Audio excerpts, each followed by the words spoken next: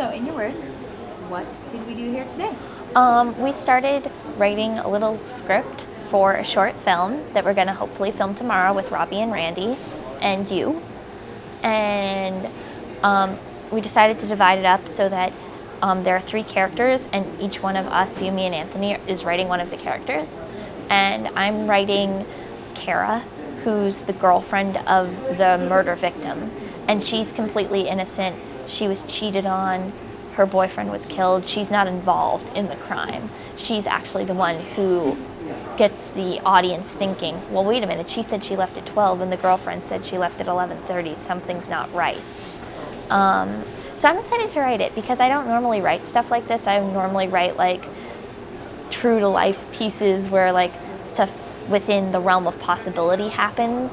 Whereas with this, it's more like, oh, there was a fight and someone got killed. It's a little intense. So you're playing the character I'm writing. Yes. So you're kind of familiar with my writing. Will that influence how you interpret the character, do you think? Actually, no, I don't think so. I think it will allow me to, because I'm familiar with it, it'll be a little bit easier to just kind of understand where you're coming from.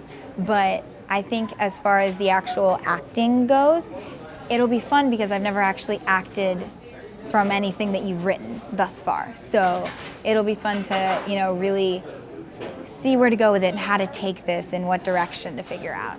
I'm really excited to work with, the people that I've worked with before. It's really nice, kind of going back and seeing how the actors grow, seeing how I've grown. But I think I'll keep in mind, because I know I'm writing for Robbie, so I'll keep in mind how his speech patterns and how his mannerisms, because I don't think those change too much.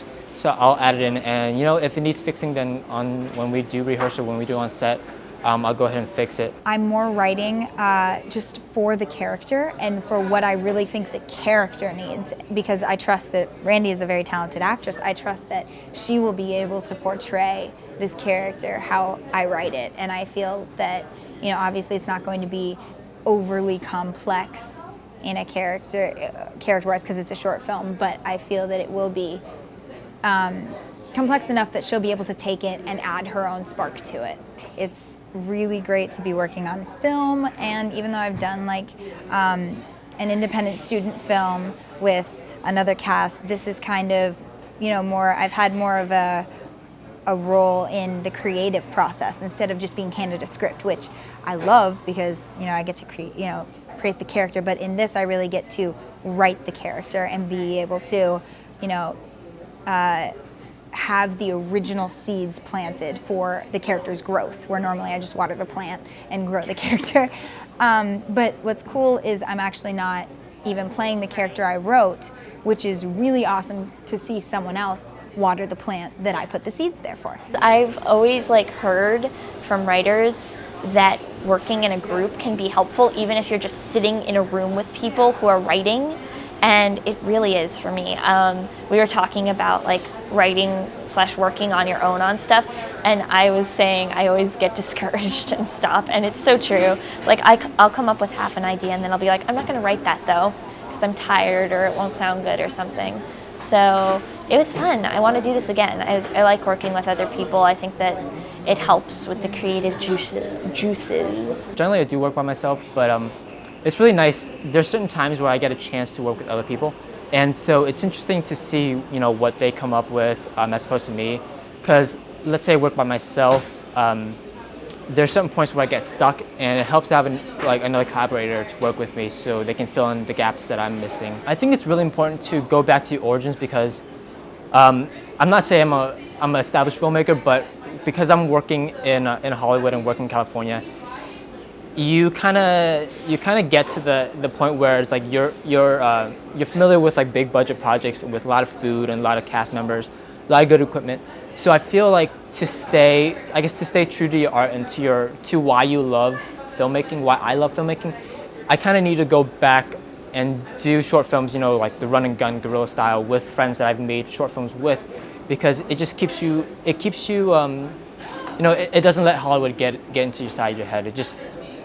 It's pretty much just the work, and that's it. Yeah, I'm a big film noir fan, and that was kind of that was our basis, was like, oh, we could do something film noir-y and then expand into this. And I love mysteries. Like, I love Nancy Drew and Law and Order and all Criminal Minds, like all those types of crime dramas. Those are my shows. So I was excited to write something, and like I drew from like, oh, you know, they do the interviews like this and stuff like that.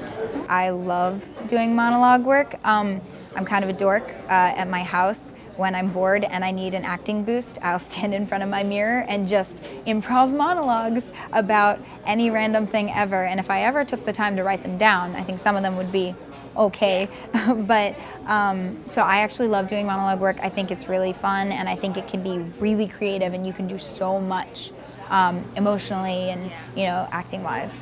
So when I started out, it was kind of like the creepy, kind of pretentious film student kind of thing, because you know all those film students, they always do pretentious, and their films always have to mean something, but they don't mean shit because they make no sense.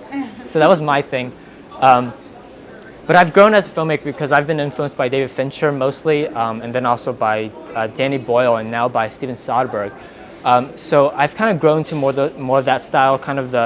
It's the thing that I want my films to do is to have movement and to have energy. So those two things, and that's especially true with Danny Boyle films like Slumdog Millionaire or 127 Hours, where it keeps moving and it keeps moving and it doesn't stop. There's so much energy, and I just want to do that with my style of film and how I do it. But I also want to do it like Steven Soderbergh, where he kind of hops between doing like a high budget like Ocean's movie to a low budget like Girlfriend Experience or Full Frontal. And so I kind of want to grow as a filmmaker and have a career where I'm able to go big budget and go Hollywood, and then also go to like little films where I can just shoot, run a gun, and do my own shooting, do my own editing, and just have it more art rather than commercial. So just kind of mix it up a bit. I guess that this is my first time writing something that's going to be published in this way. So it's going to be a process for me, so I hope that it turns out well. I haven't written it yet, so we'll see after the final product comes out. This is my first time writing something for film that will actually be filmed, so it's exciting.